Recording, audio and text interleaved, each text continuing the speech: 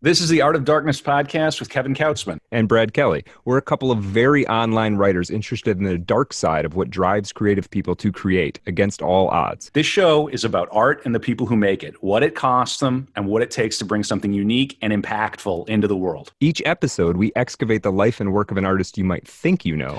Don't worry, they're all safely dead. On every episode, we try and find out just what the hell was wrong with them and how they worked through their darkness to create something that lives on after them and continues to move culture. Find us online at artofdarkpod.com and on Twitter at artofdarkpod.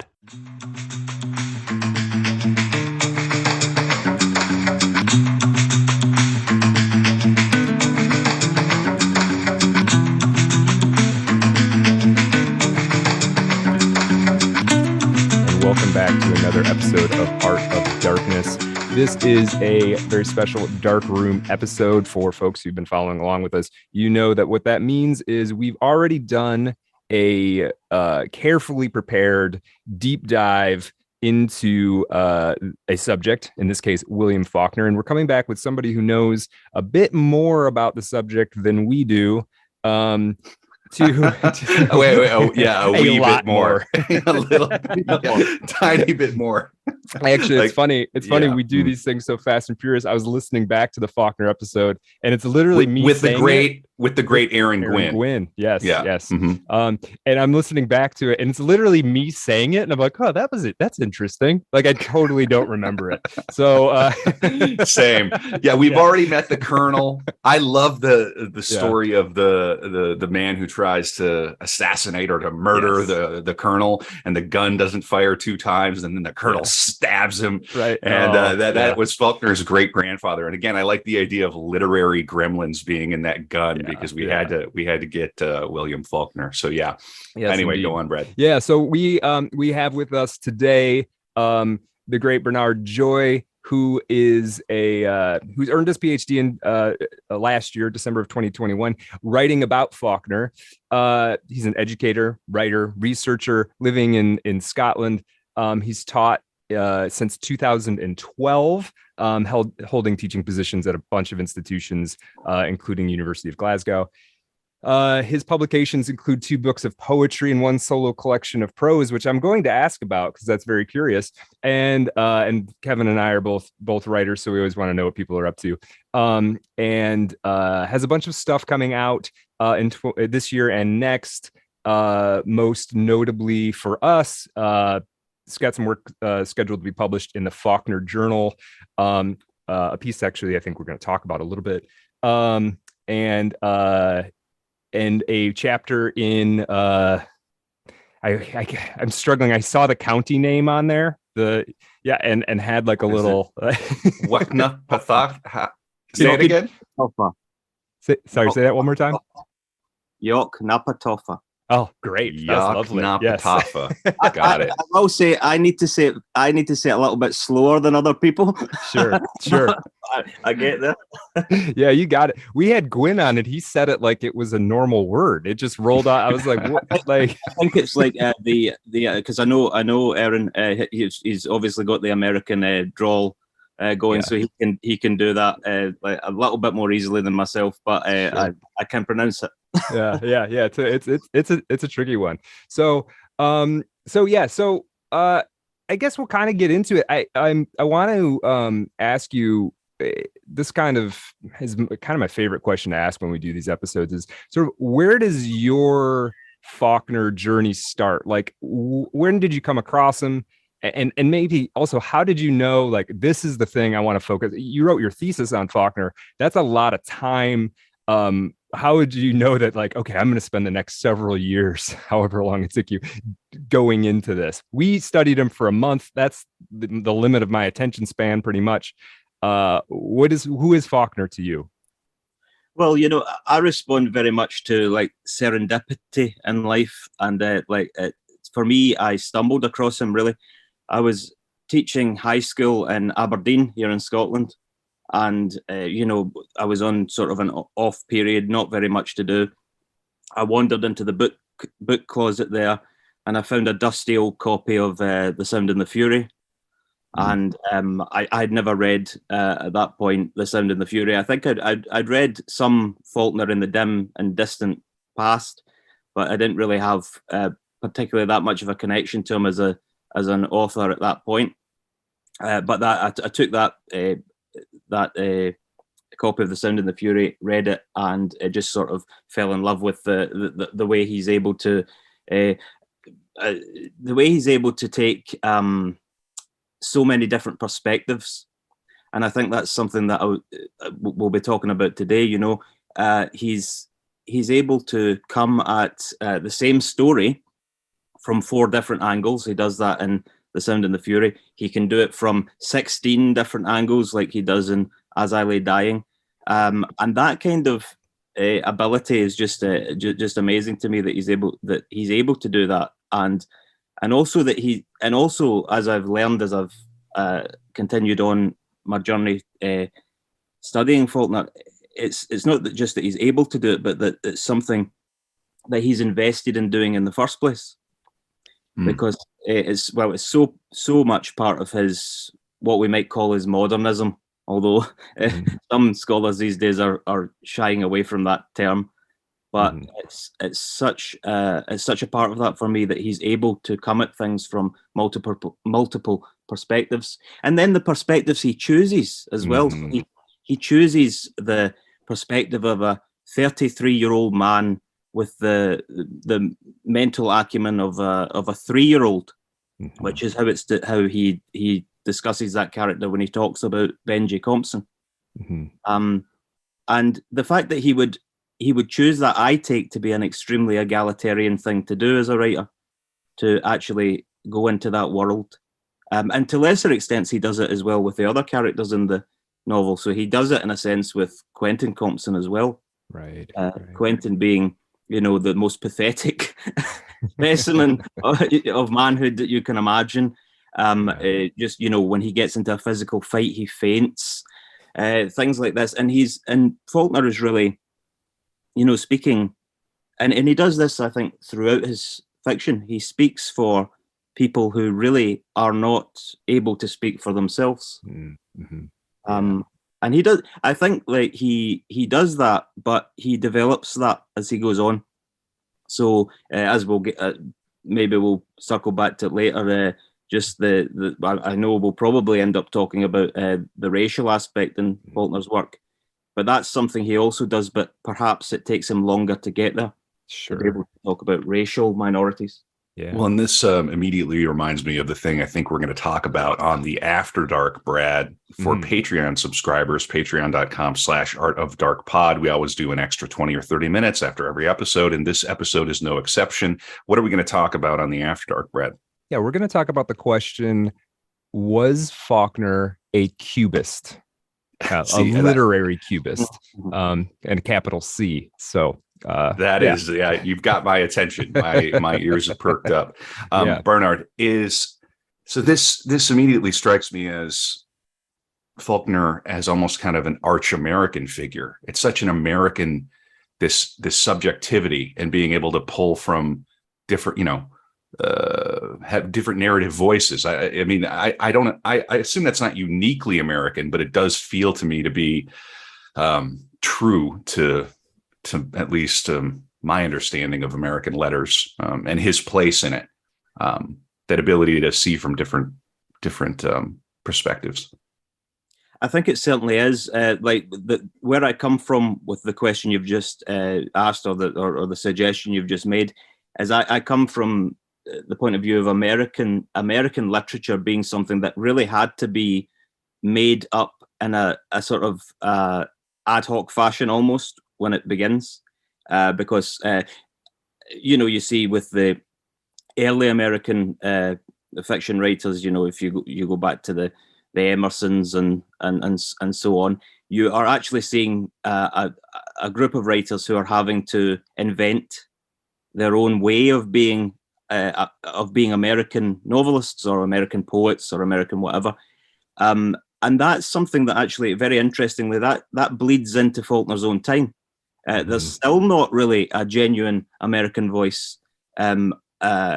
Perhaps it's Faulkner's generation that really are able to pull that off for the first time. For an example of that, Faulkner himself spoke about Edgar Allan Poe, and he said Edgar Allan Poe isn't an American; he's a European. Because he would, that same argument can be made for people like Emerson or Thoreau, others. Certainly Hawthorne, going back to Hawthorne. Yeah. Hawthorne's a good example. Melville, these people are drawing so much on the debt to European letters that they struggle to find an American voice in which to write. So I think that speaks to what Kevin's saying, because Faulkner is still making this attempt. Can we come at things from our own perspective? Can we come at things from an American perspective? Yeah. And can we break away from the debts to other literatures? And I think if you start there, you do start to think, okay, but what are all the other perspectives then? Right. Yeah, the sort of melting pot of America, right? As easy as that is to say now, and having I call it a salad shooter now. It's the grinder, the coffee grinder. Yeah, right. Yeah, to actually get to an American letters, you got to incorporate that aspect of what American culture is. You've got to incorporate the sort of propositional nature of America historically. You've also got to start to criticize it in some ways that maybe wouldn't have landed as well back in Hawthorne's day, right? Back when, maybe the perspective, there was maybe an agreement that we're going to be optimistic about this whole project. Whereas you get to Faulkner and it's like, well, some of it's pretty great, but we haven't yet mentioned Whitman, though. Do we think true. Whitman was the sort of the outlier, the poetic outlier? Yeah. I mean, I would add Whitman into the list. I think he's in there as well. I mean, he's doing so much that's very radical for his time, and it's Americans certainly never invented same-sex attraction, but he certainly finds a new way of thinking about that. We're always innovating. Right. Not quite that innovative. Right. But certainly, yeah. Whitman is doing that in a new and inventive way. Yeah. Absolutely. I mean, it's the American Blake, right? Just a man out of time in a way, and we were all kind of caught up with him eventually. I mean, this brings up an interesting question, and maybe this is just as I was doing the research for the biographical material, I was pleasantly surprised by all of the places around the world where Faulkner ended up being celebrated, because to me, he feels so American that when I read that the Japanese, for instance, were in love with him, I was like, that just piqued my curiosity. And so it makes me wonder, what is Faulkner's standing sort of where you're at geographically? Does he mean anything to people now? I mean, I don't know if he means much to the average American now. I think he's just sort of a name. But what does he mean to folks in Scotland, if anything? Well, I mean, it's an extremely interesting question to look at how Faulkner translates into other places, because really, actually, that question goes to the heart of understanding who Faulkner is in the first place. For instance, Faulkner doesn't really achieve the popularity that he will achieve, the sort of being a suitable candidate for the Nobel and things like that, until he's translated into French. It's really the French that first sort of put him on the map, in a sense, and only later does he take off in American letters. He's sort of struggling in America when before that period in which he's translated into French. So I think from the very beginning, he's what we might call an international writer, in a sense.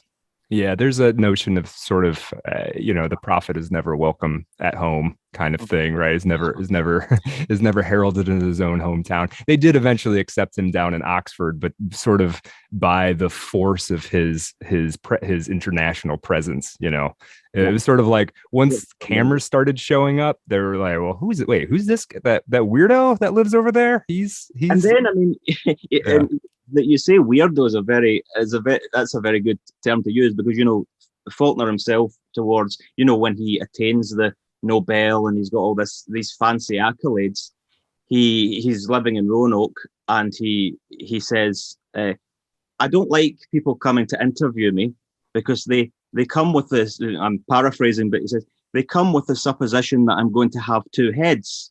Right. This idea that he's completely he's a celebrity, and it's this he doesn't like this attitude. He likes more there's a lot of myth that he's trying to propagate about himself being an ordinary man, right, and all the rest of it, which is kind of false too. Yeah, that's what's funny too. I noticed in the research is like early on he was lying about being a soldier, a World War I veteran, sort of a veteran, right, of real respectability, and he lied to get into that. He pretended he was English to get into that, and then when he kind of came home, he sort of presented himself as being perhaps more sophisticated than he actually was. And then later he's like lying about being more ordinary than he's trying to thread the needle. I mean, how many famous podcast presenters or whatever else it is tried out? This is an American style to be the everyman, and you're like, I know you live in an $8 million mansion, bro. Right. Well, okay. I mean, we won't elect people as presidents unless they like go shoot a turkey or something, right? Like they've got to do this like ritual thing, or they go clear brush or whatever. Yeah. So, hey, folks. Exactly. Mm-hmm. So I want to get into a little bit of your thesis. I didn't read it, obviously. I saw it on Twitter, and the title piqued my interest. The Lost Forest, William Faulkner's Old Verities. And of course, Old Verities, I believe you're taking that from his famous Nobel Prize acceptance speech, in which he talks about how writers must learn again the old verities of I think I have them here.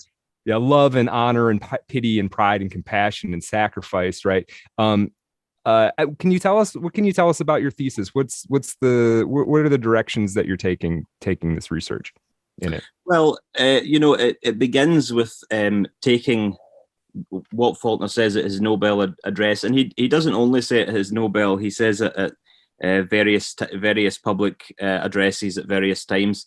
One of the other famous ones is the University of Virginia, where he taught for a period of time. He says it several times, brings things back. Faulkner is very repetitive in his public addresses. He'll recycle the same ideas, but he says this idea of the verities of the human heart, the old verities.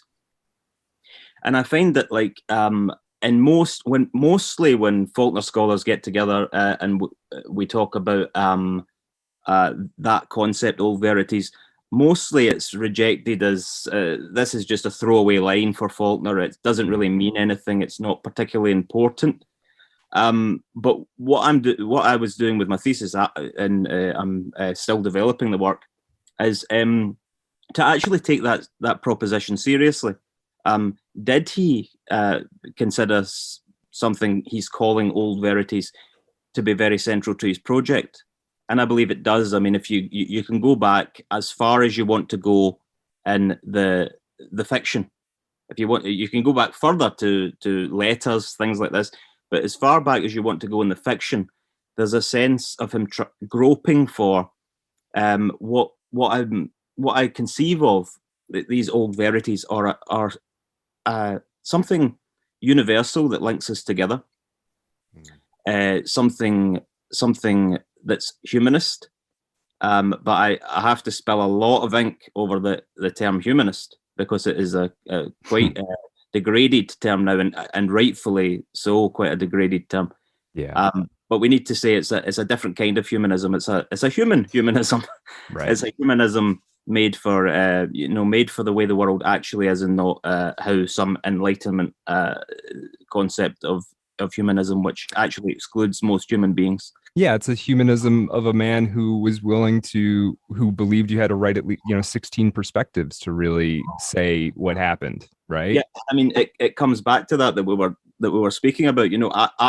I believe that there is an ethical there's sort of an ethical system going on in Faulkner's work, and he is sticking to it. Now he he monumentally fails at several points in the attempt to do that. And I think that is where you look at how do you look at him as an author. I mean, there are some people who would be very willing to say, well, listen, Faulkner doesn't know anything about ethics or old verities or anything like this. There are people who would say, we were speaking about the article, Faulkner's Demons, Casey Kep's article, and he's clear in that article, and Michael Gora, who she draws on, is very clear too, that Faulkner as a character is sort of irredeemable, and that's something that people say now, and it needs to be taken seriously.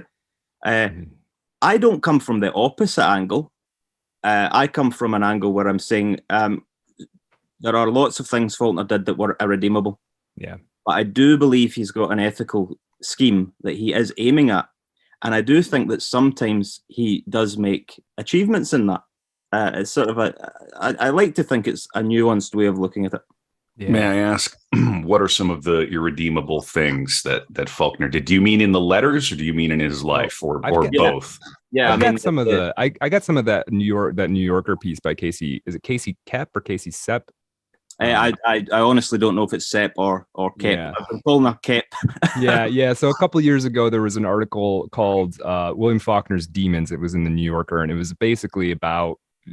It was, if I wanted to boil it down to a sentence or two, it was about William Faulkner's racism, essentially, and there is a suggestion that he was better in his fiction than in his life. Let me just read a little snippet of it so we kind of know what we're talking about. Faulkner had grown up using racial slurs and deployed them in correspondence after he became well known. He continued to write and say things that were just as scandalous, if not more so. In a letter to the editor of a newspaper in Memphis, he suggested that justice was delivered by juries and lynch mobs alike, and that no innocent man of any race had ever been lynched.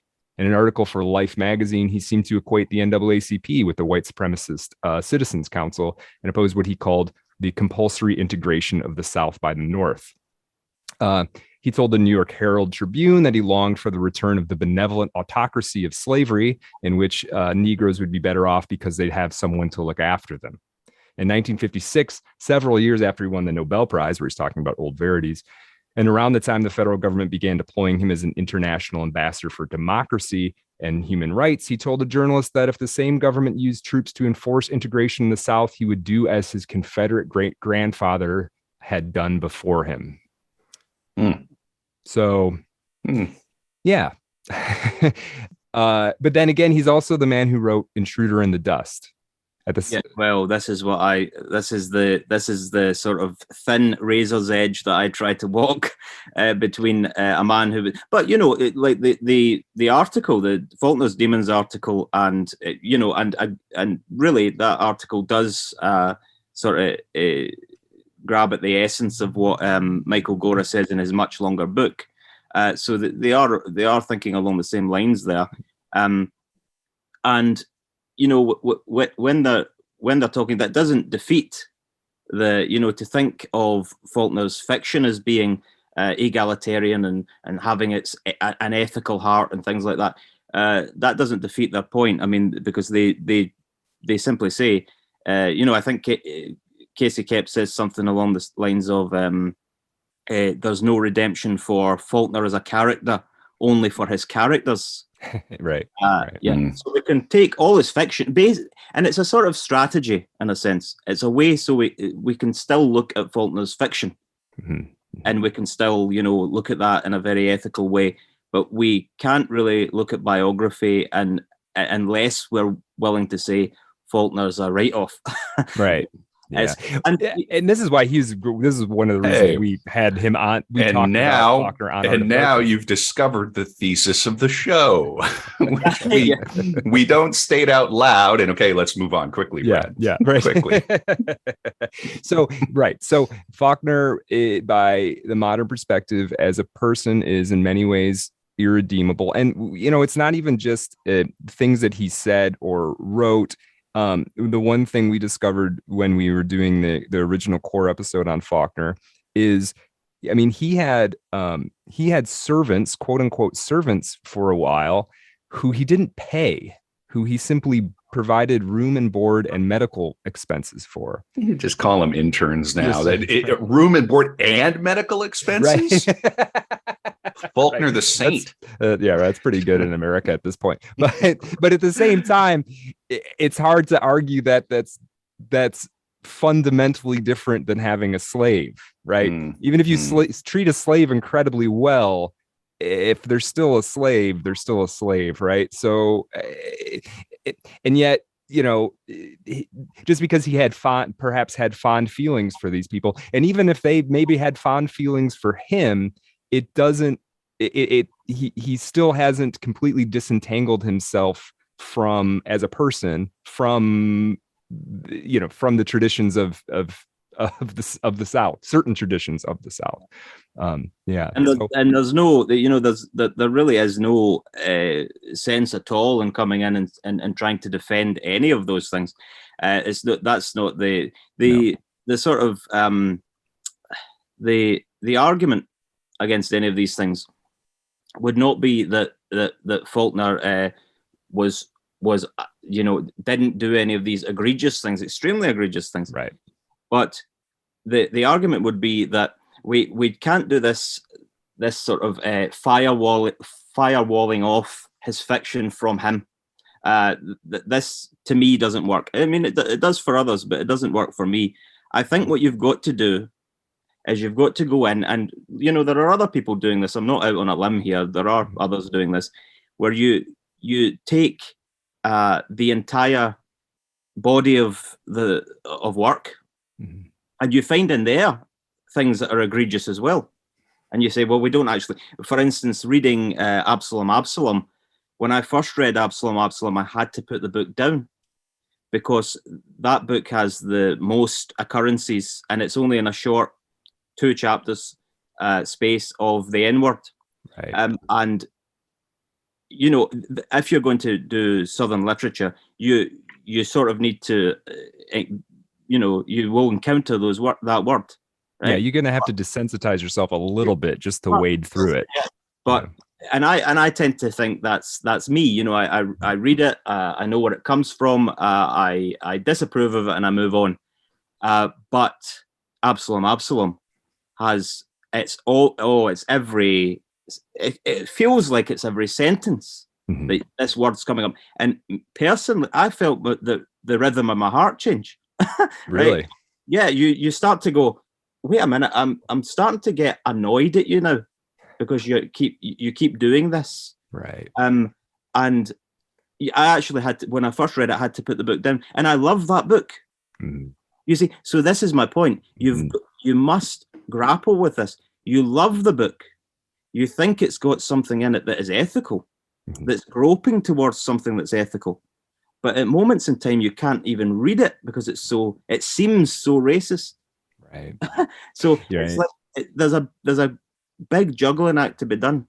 Yeah, and I think that's interesting. I mean, I think when there's a lot of conversations about when people say, oh, you know, we have to have the hard conversation about racism, I think that is often kind of a throw-off line. I think they're dealing with Absalom would be an example of having the difficult conversation, right? Of racism, if we wanted to, you know, if we all sat aside and had to wrestle with that book for a little bit, we might all learn something. And it wouldn't be that, oh, we all need to think like Faulkner. It'd be a picture of a person grappling with it themselves, right, through their art and life, and you know, not necessarily winning or coming out shining, but actually it really is. It's an extremely hard discussion to have.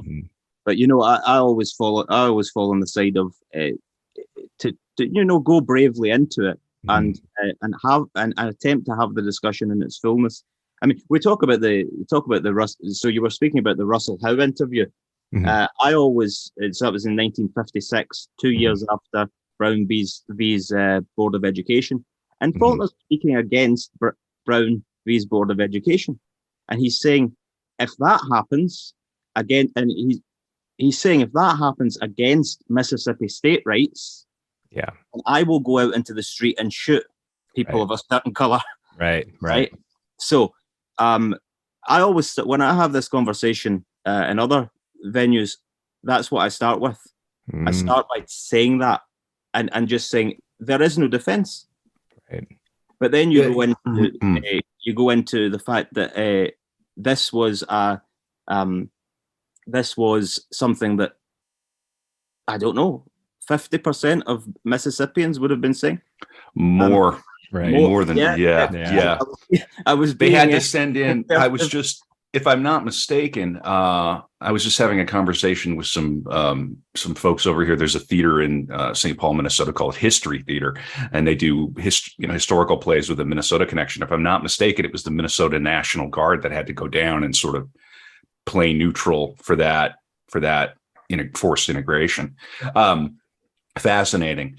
And, just to make a point too, there's a complicating factor to it, or not. It's complicated enough. Doesn't need more complicating. But it, in the States, it does get entangled with our ongoing and ever persistent conversation that we're having in the United States about states' rights versus federal rights, right? So, there's not an a dog whistle when people who are students of history discuss it. By the way, they will accuse you of saying, if you even say that phrase, it's like it's a dog. It's not a dog whistle. We're genuinely having the conversation. Go on. Yeah. No, and so I just need to we have this thing here where sometimes the states will make something legal or illegal, whatever, and you're fully on board with it, but you're opposed to the Roe v. Wade is the most recent obvious example, and this matters. It's not a LARP. Right. I mean, and the whole real world, right? And the whole marijuana legalization thing that's happened in the United States is sort of part of this issue too. I mean, it's practically legal everywhere now except federally, right?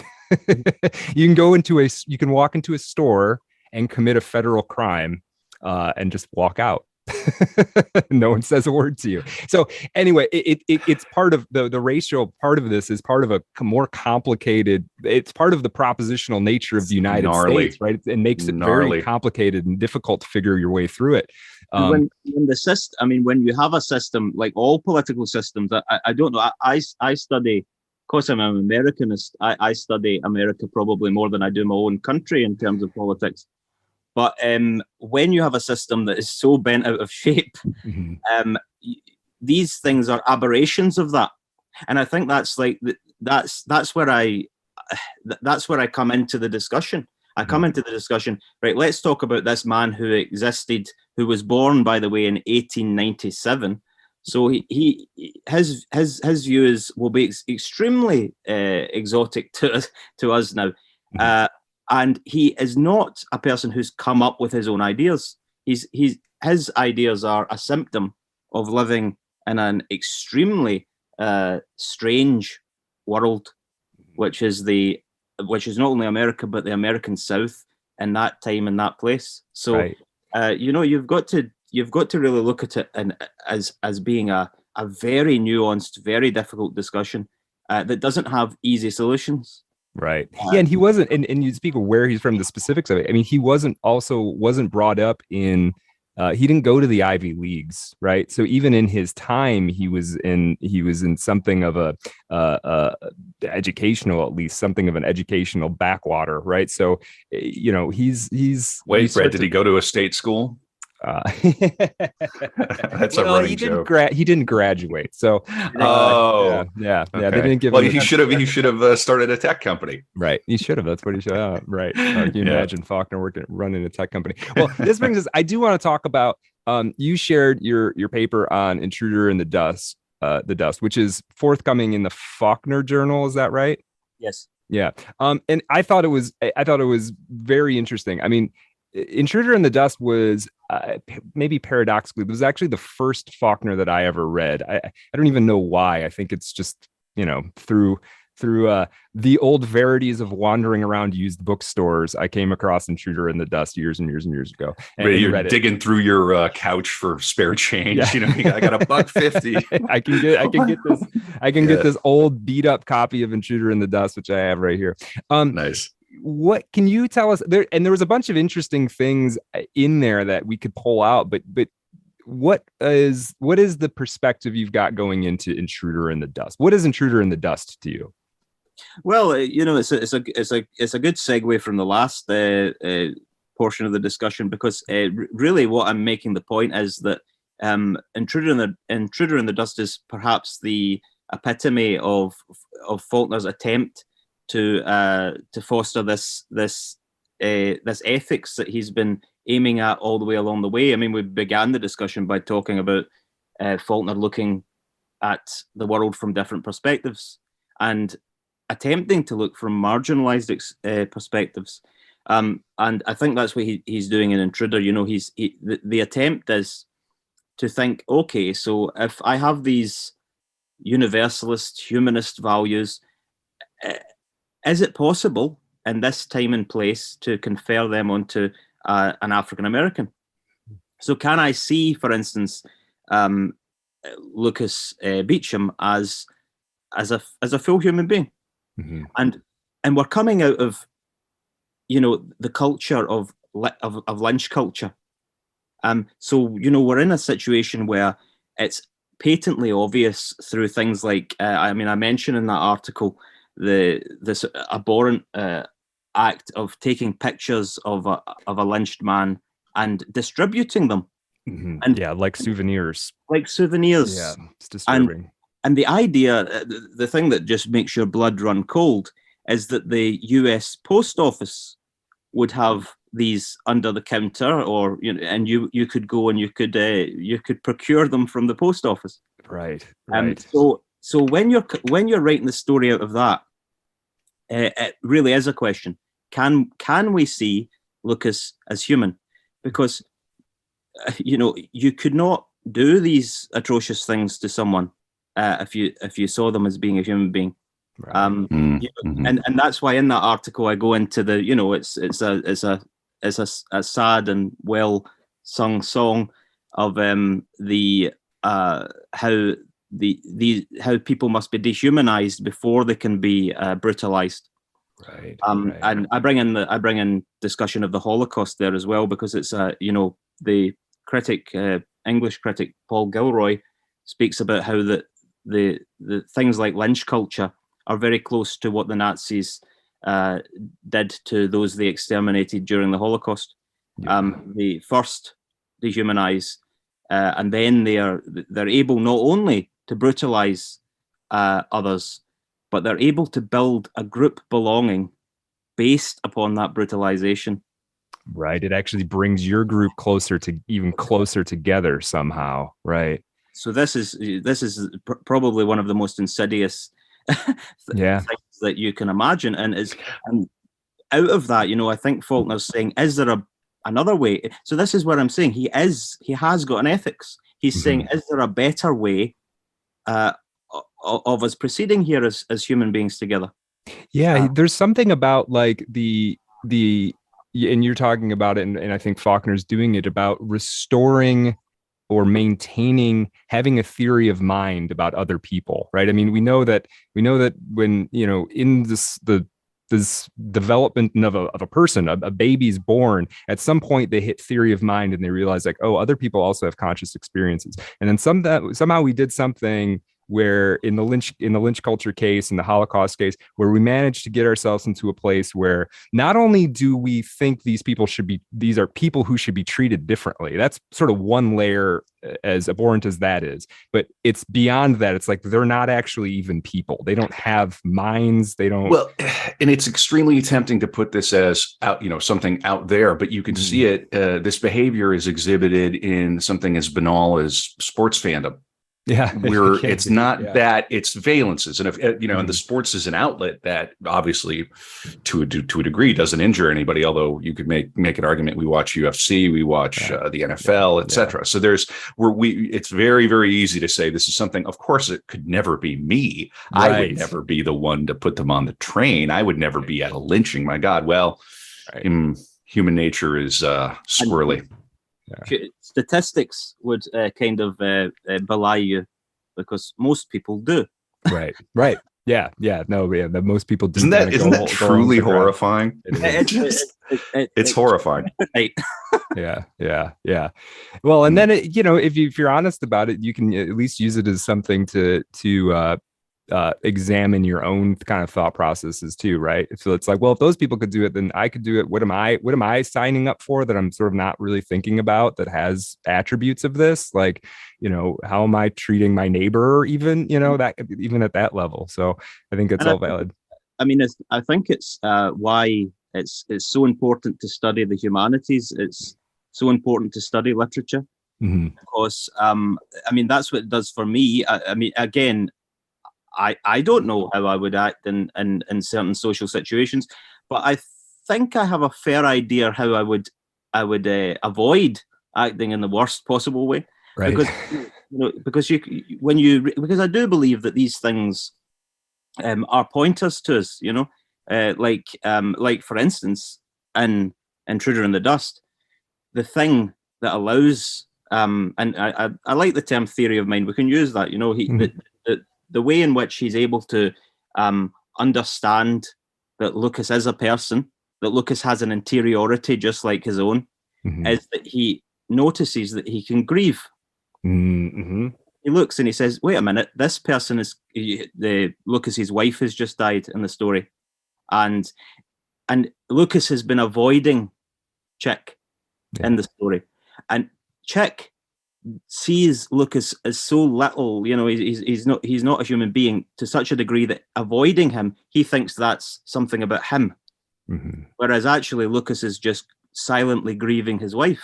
Right. And the fact he has a complicated interior world that he's living in. Yeah. He's going through his own stuff. And because Chick sees that, he's able to say, wait a minute, this is a human being, this is a man. And with that, something snaps, and Chick becomes a different character from that point on. Now, there's lots of scholars that have looked at this the same way I have, and saying that he's divesting himself of his own whiteness. Right now, I see that as a very particular thing that's going on there. We're all given identities, and we're all given identity belongings. And those can lead to this sort of brutalization of the other, whoever the other is. Right.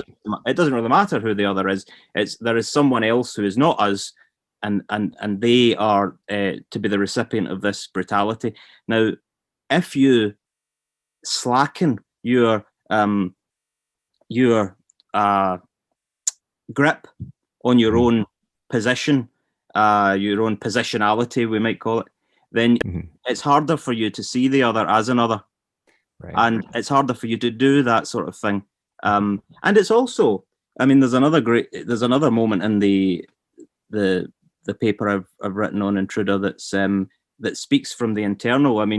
You will have encountered this bit near the beginning. I speak about Mr. Lilly, the old white character who he's perfectly willing at any drop of a hat to engage in a lynching. In fact, he's just waiting around for it. Right. Yes. Yeah. And there's a moment in Intruder. I love this moment. I think about this often, where it says, I'm paraphrasing, but it says, it's shocking how little vocabulary human beings need. And that shocks me, because what Faulkner is saying there is, the ideas in our heads and the ones we express are so few. And you see that in politics, don't you? If you watch the news cycle, you will see the same words and phrases over and over and over again. And what you'll see is you'll see them on two sides. Right. You'll have one side saying one thing, one side saying the other, and they repeat. Yeah. And that to me is a mechanism for harming others. Yeah. Yes. Yeah. Oh, for sure. And it's partly the simplicity of the language, but also just pure brainwashing. Because if they can repeat the same stuff over and over, and it's a combination of those two things for sure. Yeah. It gets incidentally used by people, and then it gets kind of used against you too, right? Yeah. 100%. Boy, what a fascinating conversation. I'm really enjoying this. Again, it goes back to that tweet that was happening, or I don't know if you saw this, Bernard. There was a tweet that said men invented golf so they could go they could take a walk together. They invented podcasts so they could have conversations. Right. I actually saw a similar tweet the other day. I don't know who put it out, but it was excellent. He said, "I'm going to invent a podcast, but we're not going to record it. We just call it friendship." Yeah, exactly. Yes, and we consider everybody who comes on the pod as a friend. Bernard, where can people find you on the Bird website, on Twitter? Yeah, I mean, it's just Bernard T. Joy. Yeah. At Bernard T. Joy. And a couple of other things, and we're sort of approaching our hour here, but there are a couple of other things I want to talk about. You refer to a concept in your Intruder in the Dust article that I wasn't familiar with, and sort of embarrassingly so, but I hope you could maybe just flesh it out for our audience. It's the notion of the Black Atlantic, as discussed in the book it's Patrick Gilroy, right? It's Paul Gilroy. Yeah. What is that concept? Yeah, I mean, for me, it's a fascinating concept, and it's a concept I'm recurringly using in my work. Mm-hmm. So basically, I mean, Paul Gilroy speaks about the tradition of the Black Atlantic. So a sort of seminal figure for this would be Du Bois, mm-hmm. and all those who sort of come after him in thought. And the basic concept is that he's seeing the connections that we have across the Atlantic. So Paul Gilroy is an Englishman, and he begins, I believe he begins the book, the Black Atlantic, which is this concept is fleshed out in that book. He begins it just by discussing his experiences of being a young Englishman with black skin and living in England, and he sort of he problematizes the division between the American experience and the English experience, and he says a lot of the music I was listening to growing up was American music. Sure. Yeah. And then he does things like he'll say, there's a wonderful sequence in one of his essays, I think, where he's talking about the Black Atlantic, and he talks about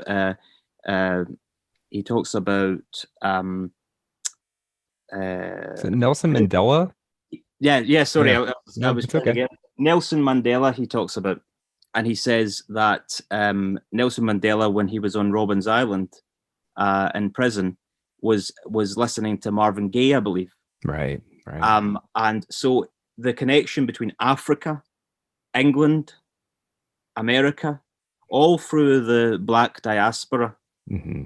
Is what the Black Atlantic is. Right. But it allows us, as a sort of methodological tool, it allows us to actually think to ourselves, are we all connected?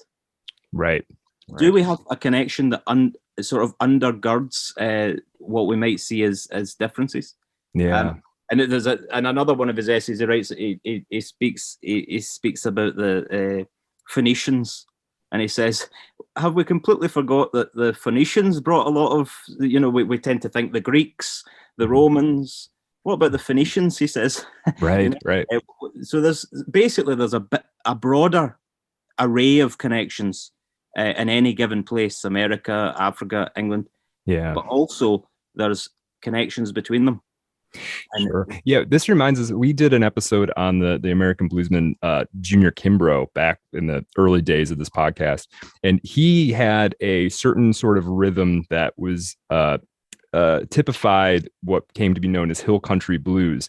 And he grew up in a very sort of isolated community, not far from Faulkner, to be honest. And interestingly, later in his life, some West African musicians kind of came to his area and noted that some of the songs he was playing were almost note for note traditional West African songs. Now, Kimbrough didn't really even know where he'd learned these, he just kind of played them. But Kimbrough was super influential on sort of reverse influential on European rock musicians, right? Who then we all back in America were listened to as well. So there was this very strange, circuitous route, almost like you can imagine. I visualize it as like this rhythm that sort of just is omnipresent and resurfacing and then going back underground and coming back up, right? I am going to tag this so hard because when y'all were talking about Absalom, I had 2 points that I wasn't quite able to jam in. One was that novel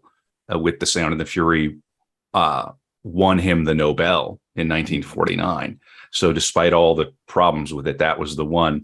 The second thing, and read from Wikipedia. So we're in West Africa, we're in South Africa, we're in England, we're in Mississippi, and we're also in Canada. The final lyric of Distant Early Warning, a single released by the Canadian rock band Rush, is the word Absalom repeated 3 times. Drummer Neil Peart, rest in peace, the band's lyricist, said he loved the sound of the title of Faulkner's novel and was inspired to look up the biblical story of Absalom after reading the novel. Quoting, "Since one of the main themes of the song was compassion, it occurred to me that the biblical story was applicable." So not only do we have all of these, we've got Rush. Right. Yeah. The great benefit of studying someone for so long is that you know things that you don't know. So Rush, I'd heard that but I never had time to look into it or anything like that. So thanks for that. Yeah. Yeah, I love it.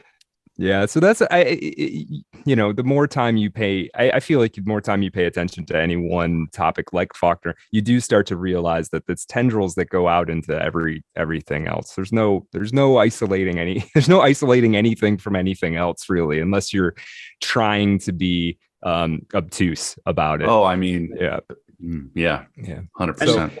We at the beginning when we were talking about the connections of Faulkner to other places, and I mentioned his French connections. You mentioned Japan, and the connections there are so clear as well. I mean, I've done a lot of work on Kenzaburo Oe.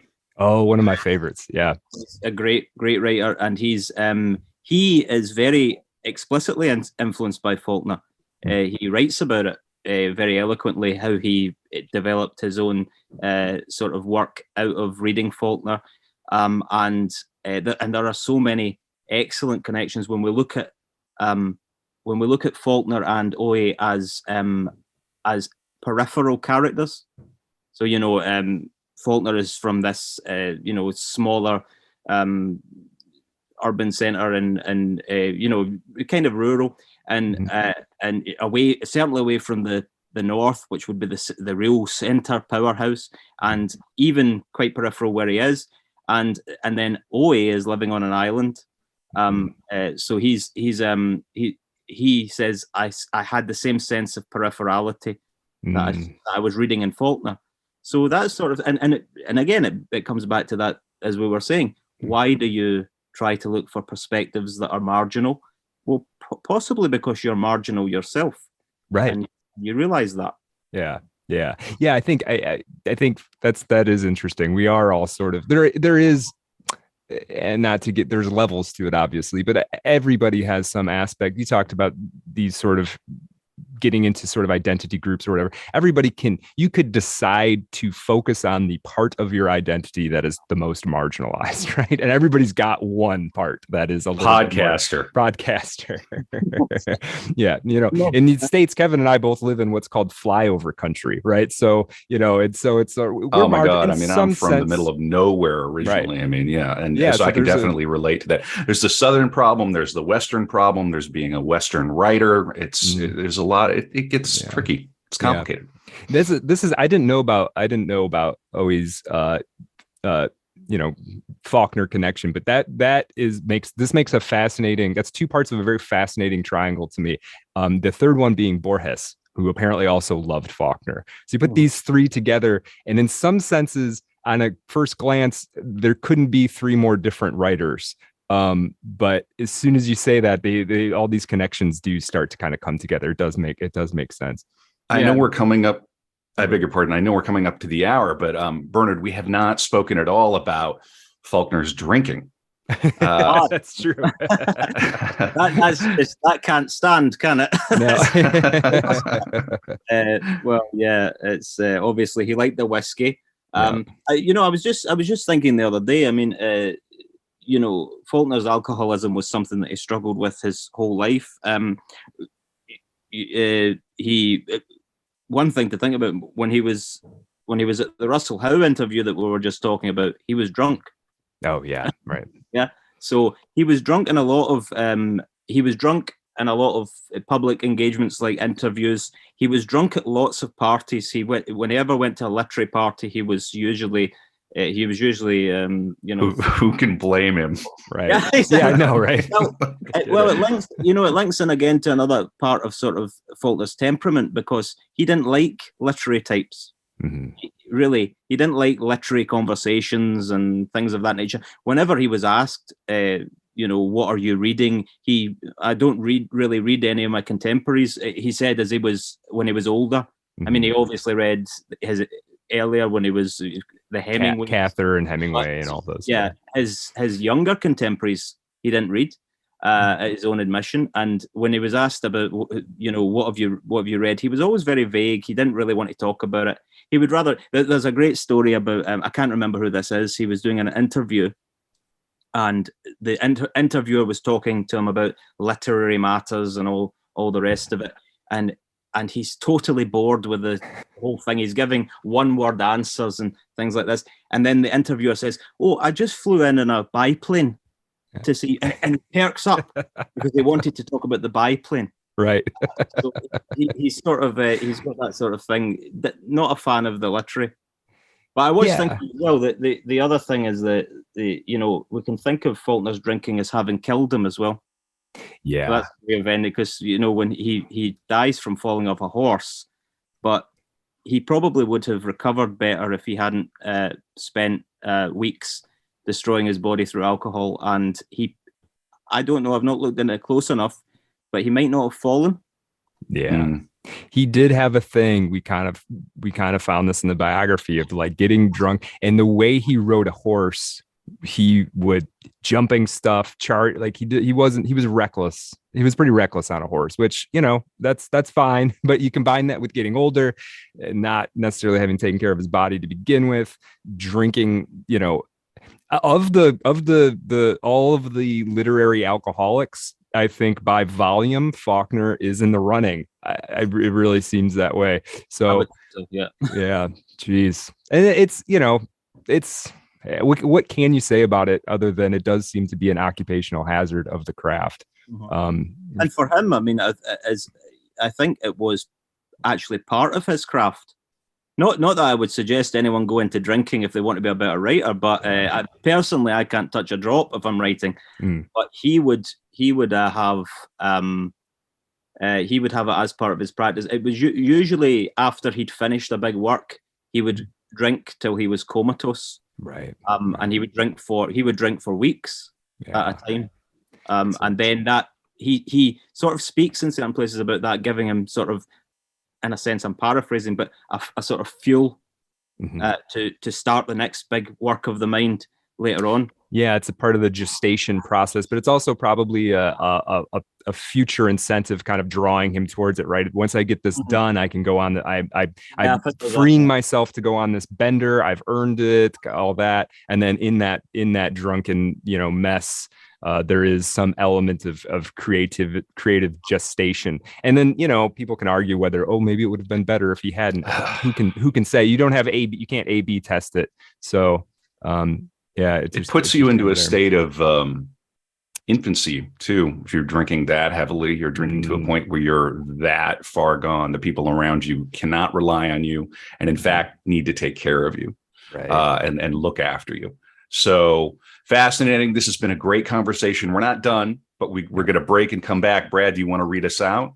Yeah. So yeah, folks, we're going to come back. There's going to be an After Dark episode. So if you're not a subscriber and you'd like to subscribe, patreon.com/Art of Dark Pod. We're getting more and more people joining us there all the time. Mere $3 gets you in the door, and then we have you. Yeah. And you know, we got tons of free content, but the After Darks are always something kind of special. So, you know, Jeff, definitely join us there. We also, Kevin, we do have stickers now, apparently. So there's always like new merch and stuff coming. Stickers. Well, I think we need to make a post on the website, which is at artofdarkpod.com, and link to the stickers. So Brad, during the break, send me the link and I'll make that post. Okay. Stickers are a great idea. Who did that? Was it you? Oh yeah, it was me. Okay, you got to put those ideas in front of me in the production meetings, Brad. It was our staff here at our right, the staff, the intern, and our intern does not get health care. No, right. Bernard, one thing, I want to talk a couple of things. You didn't seem in your social media presence, as far as I could tell, you don't make a big splash, but you do have creative work out there as well. You've got a couple of poetry collections and a collection of prose. What can you tell us about that? Yeah, well, I don't make a big splash about it because it seems like a past life now. Okay. I began my life publishing poetry. I published lots. And then I sort of transitioned into horror writing, which is totally sort of it was a totally different mindset that was required for that. Sure. But I was, I published quite a lot of horror fiction as well. Very cool. And then when I started I was doing that right up until I started my PhD, but I feel that you simply can't have both things in your head at the same time. I can't find any way of compartmentalizing my mind to do both. So it's always something that I want to sort of go back to now that I'm a bit, I'm not doing a PhD now, but there's so much more to do with the Faulkner work. You make it sound like you might do another PhD, is what that sounded like. I'm not doing a. No, you're done. No, thank you. One's enough. And congratulations on that. Yeah, that's an enormous accomplishment. Absolutely. All right, so artofdarkpod.com, and you're at Bernard T. Joy on Twitter, and we're going to be back in a few minutes for the After Dark for the Patreon subscribers. Patreon.com/artofdarkpod. We're going to talk through this question: was Faulkner a Cubist? Okay, see you. Yeah. All right. Thank you so much. Yep. Thanks, Bernard.